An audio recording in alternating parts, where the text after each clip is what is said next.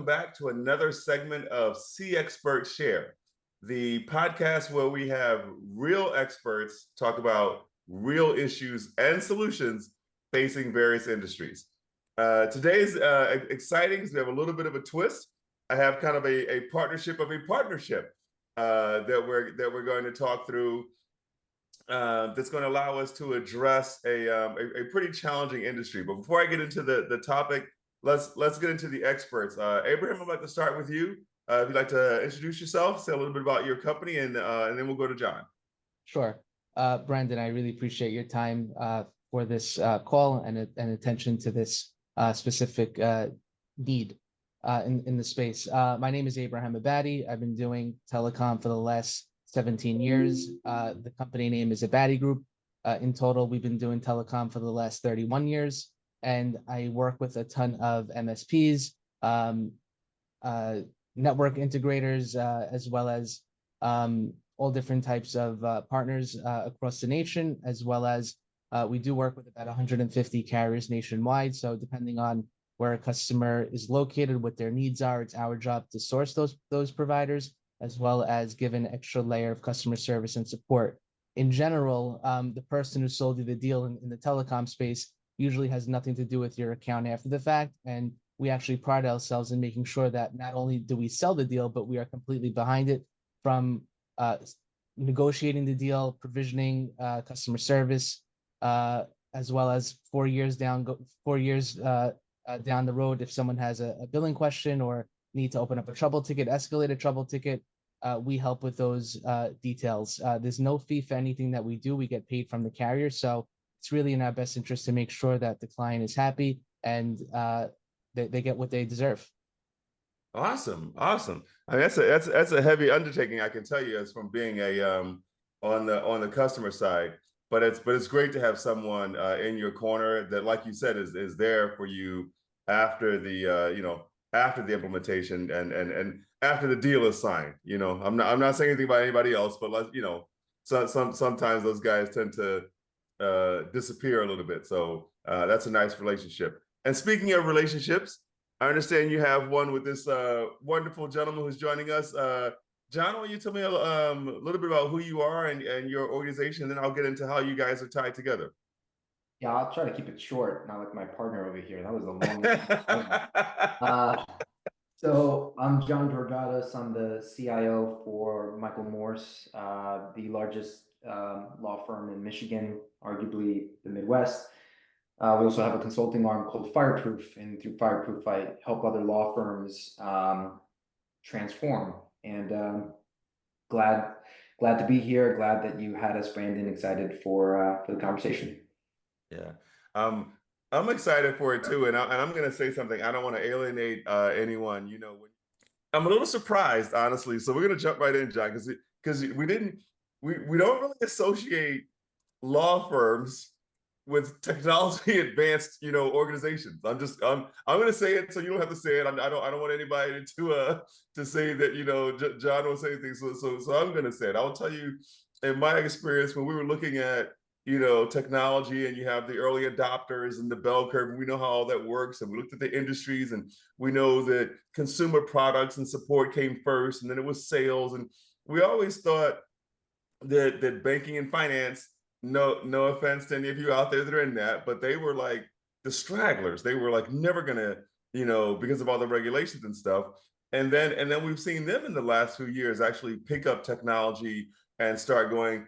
And for whatever reason, I don't know what's going on with the attorneys, man. What's going on with the law industry? They're just still a lot of paper, still a lot of manual things going on. So I think before you can tell me what you do in this space, I want you to tell me why. Why would you pick up this elephant and decide you want to try to eat it? I don't know. I like stress, I guess.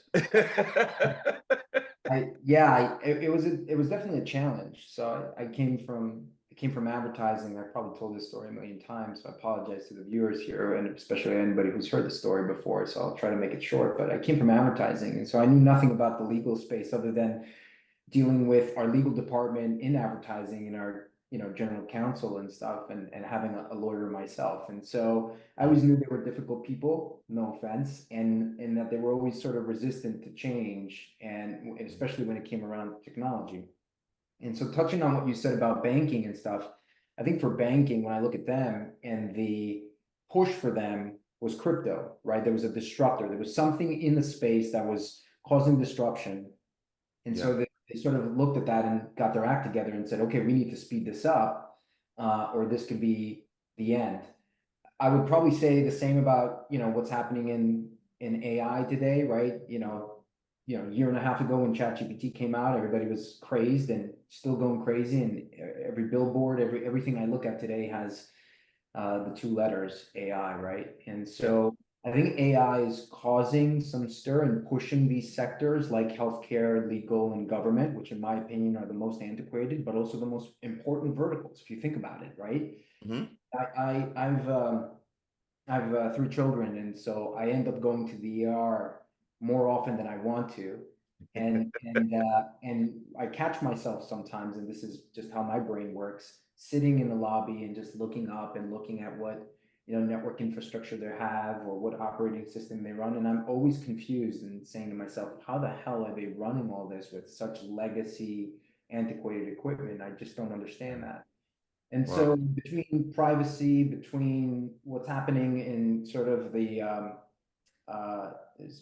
clearly been a lot of incidents lately with hacking and stuff, and so law firms are starting to become an even bigger target because of the client data they hold or financial transactions that they make, especially in our industry on the Mm-hmm. PI side of things, where there's a financial component when we win a verdict for our client and there's that financial exchange. There's always hackers lurking around trying to find Of opportunities. So course. between all those things, I feel like it's naturally trying to push or organically trying to push them to be more in the tech front. Mm-hmm. But it does require somebody like me who I am difficult a little bit. I'm a difficult person. My wife said that a couple times to me. Abraham has clearly said but I come with a stronger voice and push them in the direction that they should. And I sort of treat it as if and the way I speak to them also is I try to take away the tech language and really Mm-hmm. just kind of dumb it down as much as I can and just talk to them almost from the heart of, if you were my attorney, you'd want to listen to my advice, right? And so if you Right. hired me to come here in this space to help you, you have to listen to my advice. It's almost like a doctor. I'm giving you a prescription, you need to follow it, you need to get here. And if you don't, and if you're just going to keep being in my way or being in the weeds, it tells me you're not ready to change, and that's Exactly. okay. But just know that it's going to hurt you long term. And Yeah. so I remember going up in stage talking to about 2,000 lawyers, and as I was going up the stage, I was thinking in my brain, what kind of joke can I say? All these lawyers, Yeah. what kind of joke can I say? And as I was coming up, Michael Morse, our CEO and founder, who's an amazing visionary, was introducing me, and he said, we come in this room, we talk about all sorts of crap. We talk about marketing, we talk about everything that's running our business, but we never talk about tech. Yeah. And in today's world, technology is the backbone of how you run your operation. And so I'm surprised that we never talk about it. And somebody in the room, one of those 2,000 lawyers, got up and said, because tech is boring. And I was like, God damn it. Now it threw me, I threw my mojo off, and I was like, and so I couldn't get that out of my head. And I had to make a statement about that. And I said, well, if it's boring, I wonder if I take away your internet, or if I shut down your Yeah. infrastructure, is that boring now, or does that start to hurt your business? Because during COVID, what we found was the businesses that had not made a strategic or good foundational investment in their technology, especially to allow them to operate in a hybrid world, got hurt the most. Mm-hmm. And so positioning them, not for the next COVID, but for learning from that and positioning them for the next 10 years, we really wanted to build off of that. And so when I said that to the crowd, it started resonating. They're like, oh shit, we really do need technology actually, because I can't go Yeah. back to a typewriter and typing a formal complaint. I can't do this, I can't do that. So tech is very important. It's not just important to the legal world, it's important everywhere.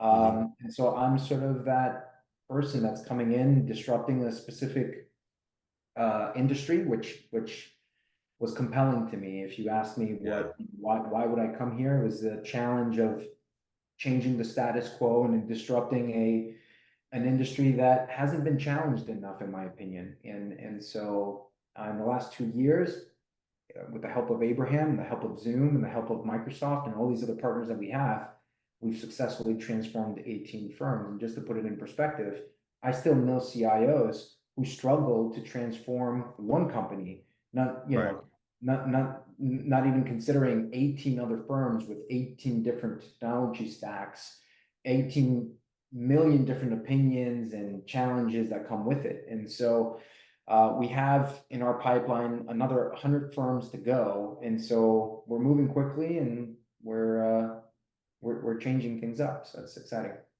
Awesome, awesome. I want to give you one to think about while I jump to Abraham and talk product a little bit.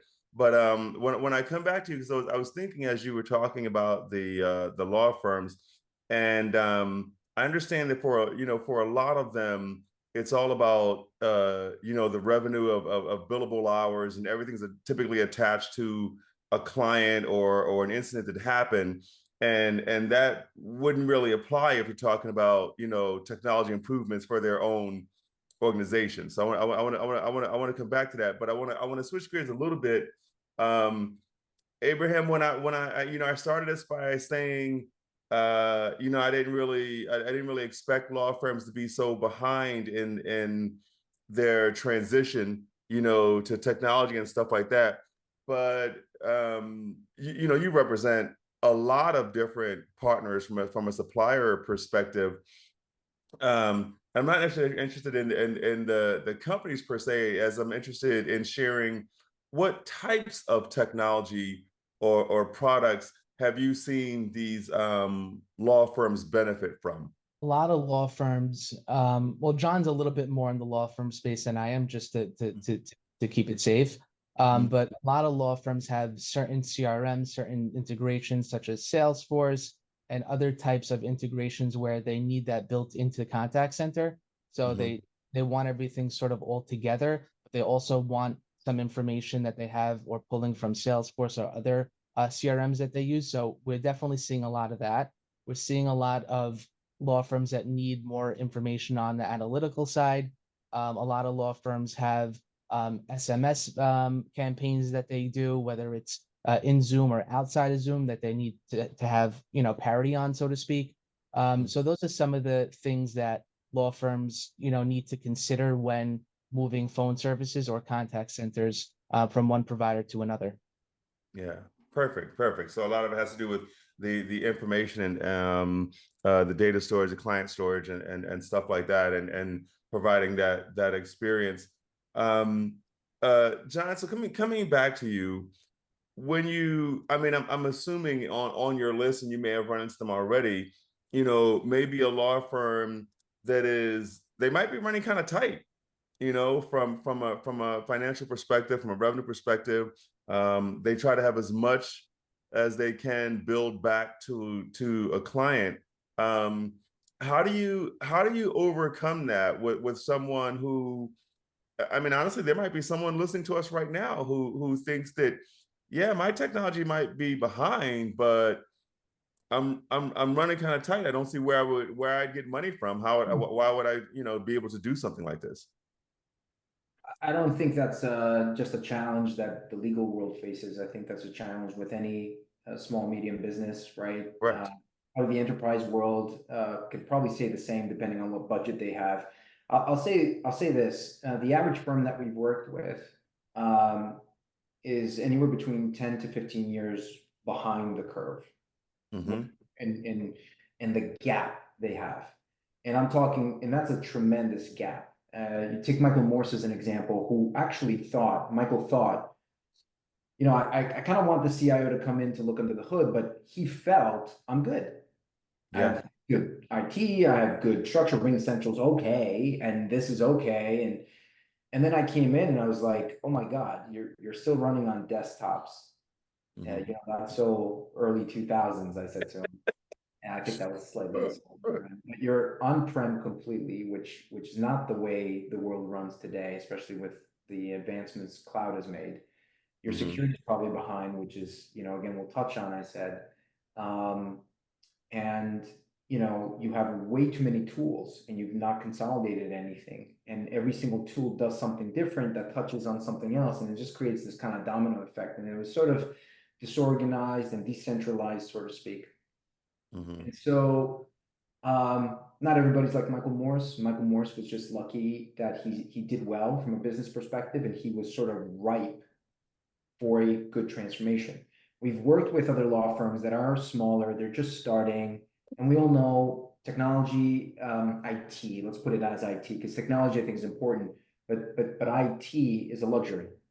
You see some of these startups, right? They don't have HR. The CEO usually tends to do HR, or they hire somebody else to do HR. Finance, same thing. They outsource it to an accounting firm or something like that.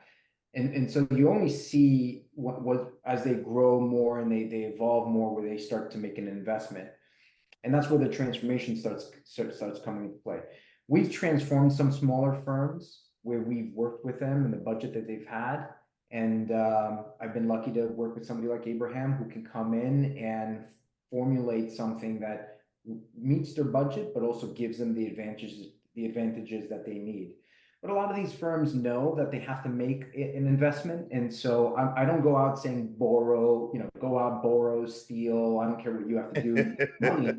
But they understand now that if they don't make that investment, it's either going to limit their growth, or eventually it's going to come to a screeching halt. I don't want to name a big company, but this big company that I've worked with in the past, it's a very big media company.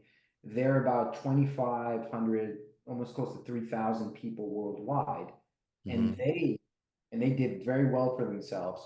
But they also continue to operate like a startup, and they don't make an investment in technology. And so what that's done is it's come to a screeching halt, and they've now advanced and expanding to foreign countries. And because of privacy laws, they can't do anything. And so now somebody like myself has to come in there and give them a very big bill and say, this is the work that you have to do. So I think no matter what, you're going to have to pay for technology isn't cheap. And so whether you're making it at an early stage and you're building a foundation, which I think is great, and it'll allow you to grow, or you come into a time where, okay, I'm ready for a transformation, I'm ready to make that investment.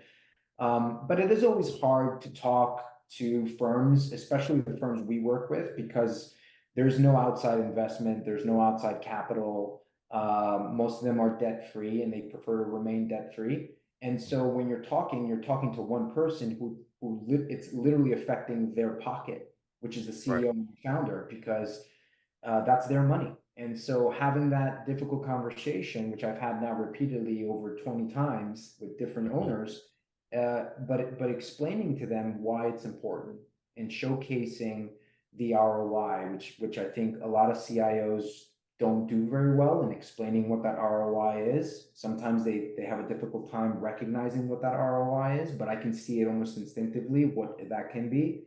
Translating that back to them, and sort of registers. And I don't say that they open up the checkbook, because we've definitely had a lot of CEOs who want to be part of all the conversations, even if we're dealing with $500. But it makes it easier for them to digest, and they understand it's an investment that they're making back in their organization, and it's going to pay back dividends. Yeah. Awesome. If you're thinking contact center, traditionally, you're probably not thinking a law firm, right? But you guys have shown expertise in the fact that, whether it's the phone or some of the more advanced features in a contact center, that these firms are benefiting from contact center technology, even though they're not, wouldn't be considered, I guess, a traditional contact center.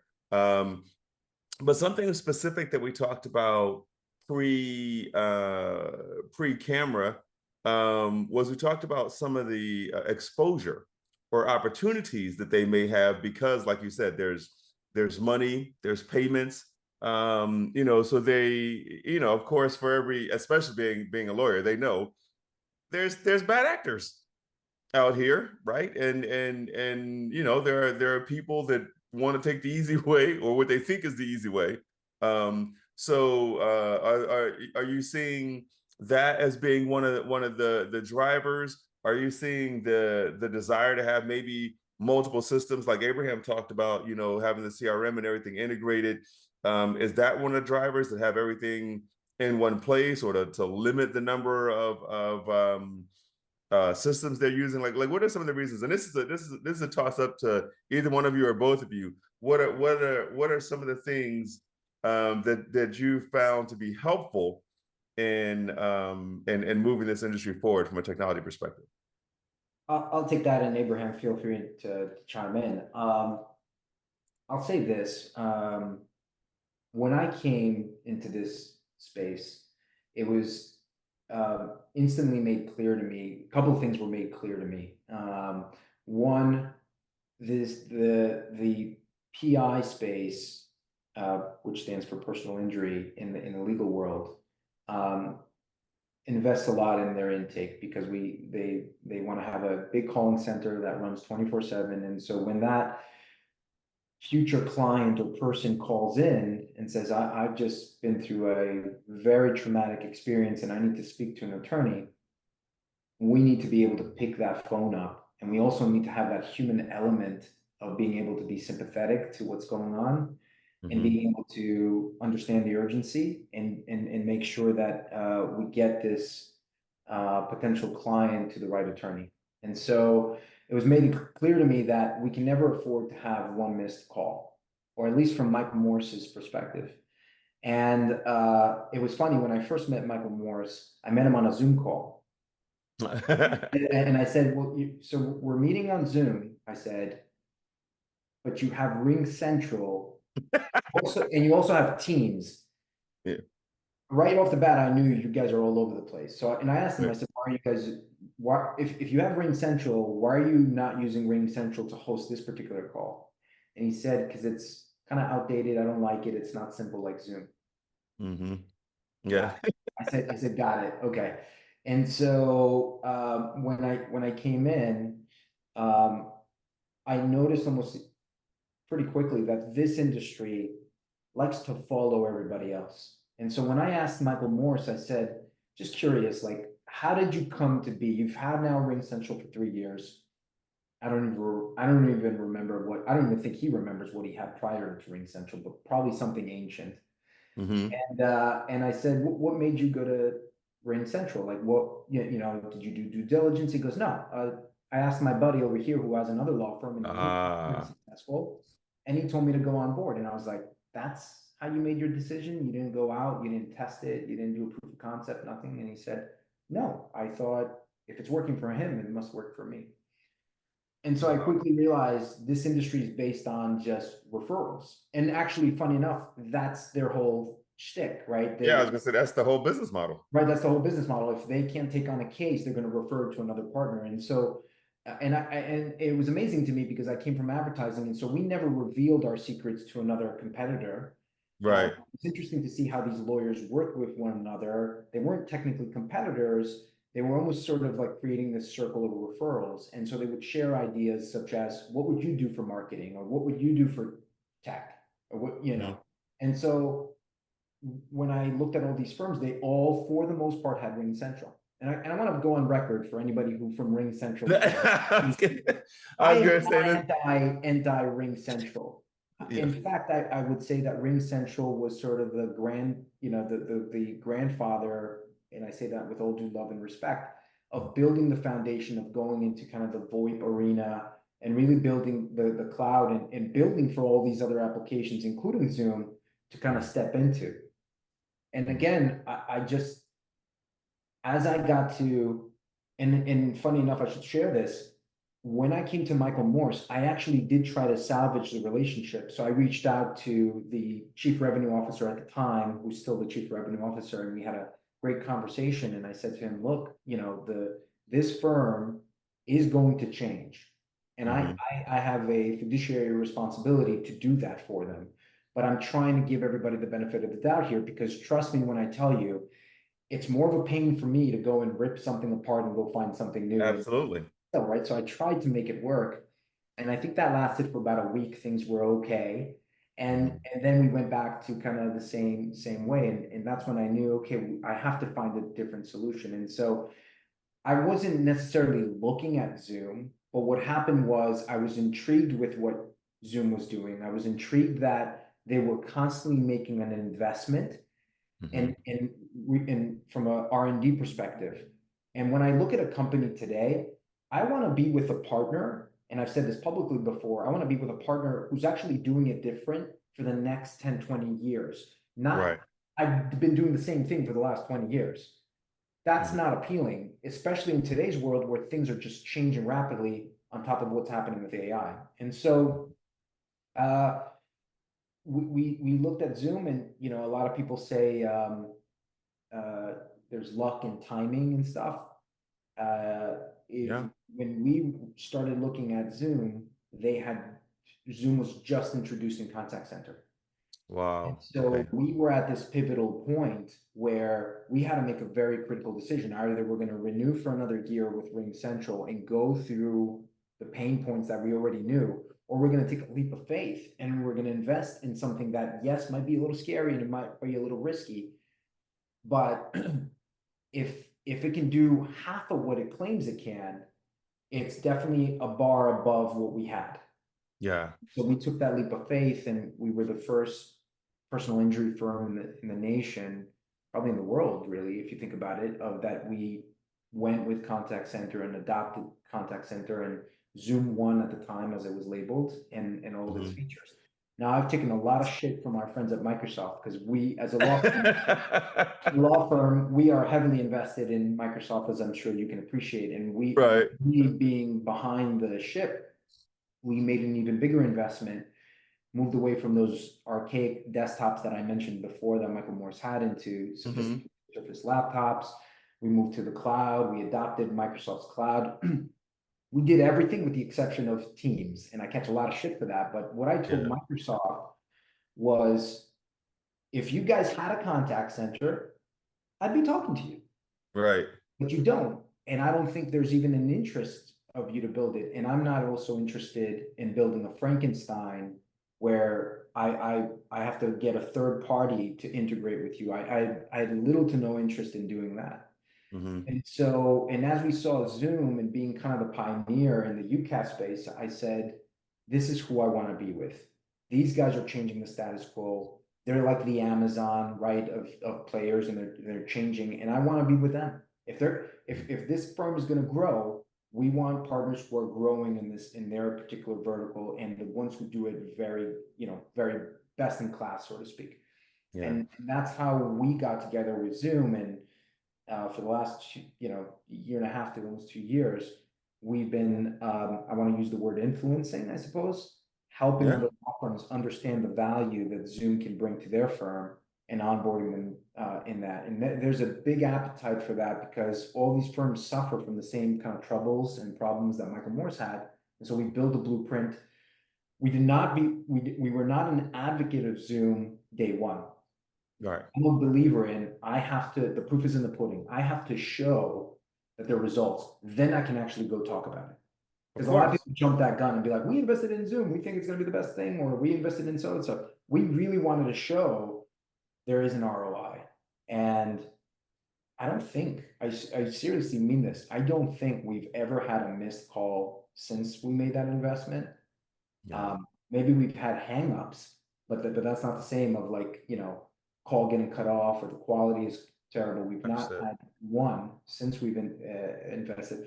And then when you think about contact center, that return of investment was almost instant because we were able to see things we never saw before, whether it's the volume of calls that we get and, the types of calls and the sentiment of these calls and all sorts of cool features that are widely known out there. So I'm not going to promote that because that's widely known, but we didn't have that before. And to see that was so valuable to us. Hopefully I haven't gone off the rails. No, I like it. And I will say, before I flip it to Abraham to add whatever you want, I will say because I know he was part of that process. But to you, I'll take this opportunity to say thanks for the opportunity. You know, because like you said, and I kind of really like. I know this might seem weird coming from the supplier partner perspective, but I like the fact that it wasn't really a slam dunk or you know we're just going to go to this. I love the aspect of you evaluating the situation and then making a choice not only for yourself, but I think it adds credibility to what you're helping other firms do. You know, so Yeah. I think that's good. And I'm gonna say this, I mean, and the journey wasn't easy, right? Like even shifting away from Ring Central to Zoom, as simple as Zoom is, the adoption, right? Yeah, The adoption and getting people onto a new platform, again, regardless of how simple it was, we had our speed bumps, but that it goes without saying that's with any change that you make, right? You're gonna have some speed bumps, and to say that you're not going to me, there's some BS in the air. So like we yeah, wanted to be truthful, we wanted to be truthful, right? And we wanted to know exactly what we were getting ourselves into. But going really quick back to the Microsoft, the shit I got from Microsoft was like, why, you know, blah, blah.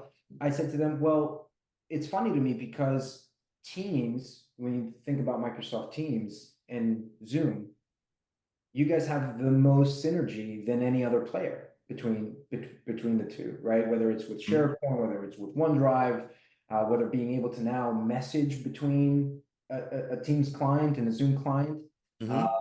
and One of your colleagues who also does on LinkedIn. I'm sorry, Kelly. What was his name? Do you know who I'm talking about? Abraham Patrick Kelly. Patrick. Yes, yes, yes. Patrick Kelly. The tattoo nerd. Patrick came from Microsoft, and Yeah. so I remember him from the Microsoft days, and he was a big advocate of Teams. And so when we saw the synergy, we said, okay, so we're not just picking a product that's going to just sit in its own little bubble. It can actually have synergies with all these other platforms that we use day to day. And so when I said that to Microsoft, Microsoft was like, "Yeah, you're right. Shit, you're right." Yeah. So They're like, well, when you put it that way. yeah, exactly. Awesome, awesome. Abraham, I'm gonna jump to you. You can add to that, but Yeah, also I want you to uh bring us to our other segment. As you add to that, I want you to bring us to, you know, one of the things that we offer in here is you guys, we are the experts, right? You are the experts. So I want you to add to that, but also throw in there the one or two things you would like customers do. This is you giving practical advice to our audience. So it could be anything. It could have something to do with what we talked about so far, or nothing at all. It could be something you want them to do, something you wish they would stop doing. So you can answer the question that's before us, and then bring me into your bit of advice. sure. Just to go off of John's point first, I think the talking about Zoom is one thing, but actually seeing the service being demoed is another thing.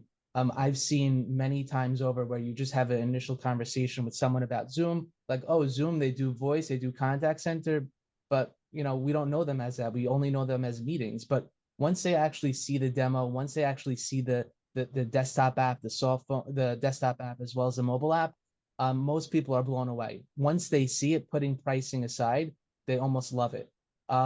Between getting your emails embedded all together within Zoom, meetings, SMS, voicemail, email, I mean, everything is pretty much all together. Contact center, all these features, functionality that you would sometimes have to piecemeal together. You could have it all together, which I think makes Zoom so much better than most providers out there. Another advantage with Zoom, whether they want me to say it or not, is that they can provide free service until a customer's contract expires, assuming it's within their um, terms, so to speak. But we've had a lot of success in doing that. So someone says, hey, you know what? I don't necessarily want to go to Zoom just yet because I have a contract of another year left. Well, don't worry. We'll figure that part out. Or, we don't want to pay for implementation with Zoom because that could be expensive. Well, we have another way of figuring that out as far as maybe giving free service until the to offset the implementation cost. So these are some of the things. These are some of the red tapes that we can help out with, which most people don't necessarily know or have the resources to do. As Abraham, far not to cut Wait, you off, can I say one wait, more wait, thing? wait. I need to add a quick disclaimer, John, before you say that. For anyone watching, Abraham says he has ways of figuring that out. So you want to go to him and let him figure it out. Don't call me. Yeah. don't call Brandon. Don't email me and ask me to figure that out. That's not my expertise. That's why we have trusted advisors. Why we have knowledgeable people like Abraham and his organization to help you figure that part of the process out. Sorry, John, I didn't mean to cut you No, off. it's fine. I was going to echo both of you actually and say that one of the advantages of having somebody like Abraham, more specifically Abraham, was, especially in my industry, lawyers and their ego think that they're the best negotiators. And I agree when they're in front of a judge negotiating a plea or whatever the case, they, whatever they do in their court and in their area of expertise. But they suck at negotiating tech contracts. And going back to what you said about, the firms who are resistant because perhaps that's not within their budget and stuff, they immediately associate, well, I'm in contract with somebody else, and therefore I can't get out of that contract. But Right. Abraham, I'm not calling it loophole, but Abraham and the relationship that he has with players like Zoom, and we all know that Abraham does business outside of Zoom too. And so it's always nice to hear somebody who deals with a lot of them, but also will say, this is kind of, he's sort of non-biased, but he'll say that out of all the solutions that we work with, this is kind of one of the better ones. But working with somebody like that is eye-opening because he gives you insight to, hey, you know what? Zoom can actually give you free service that'll overlap with your existing contract. So you don't have to pay for anything while you're reaping the rewards of gaining a new platform and recognizing that ROI and being able to kind of use the products that you've been wanting to.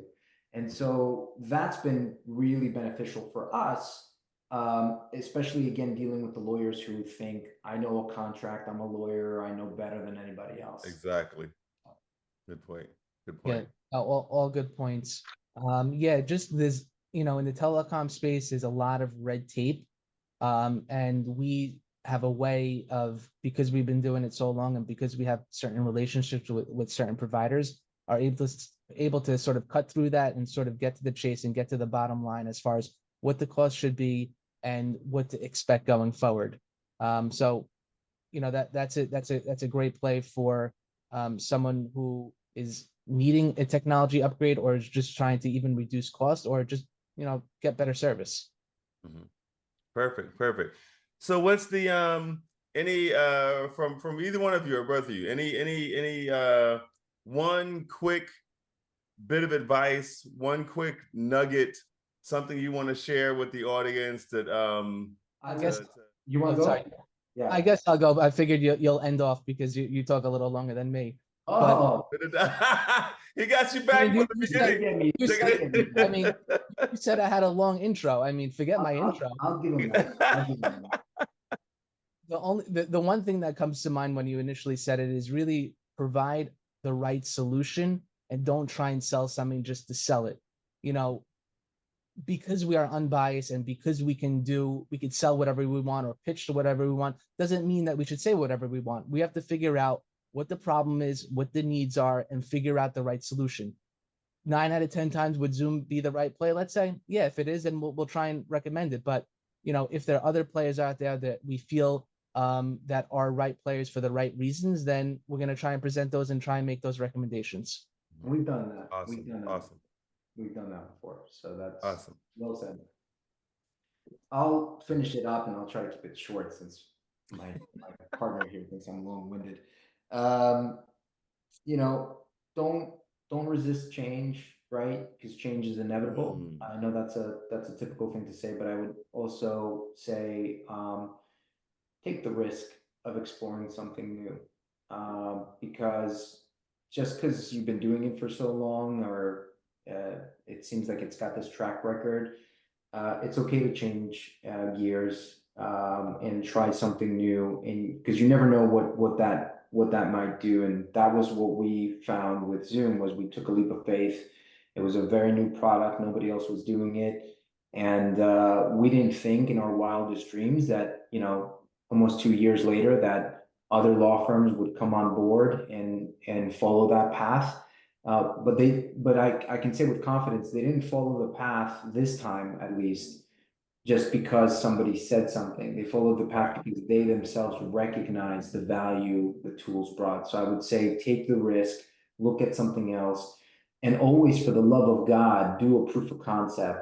Beyond, Yeah. in my opinion, a demo is nice, but demo just shows you the cool, shiny things.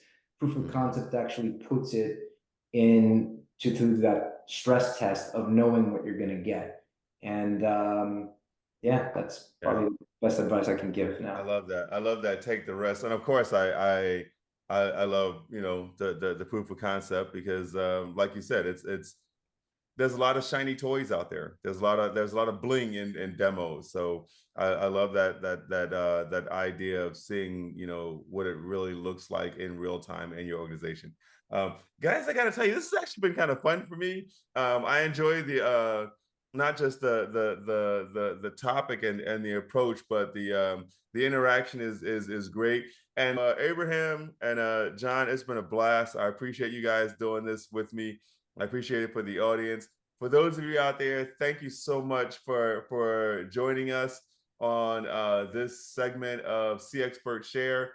And be sure to follow, subscribe on YouTube, Apple, whatever your podcast platform of choice is, for more episodes.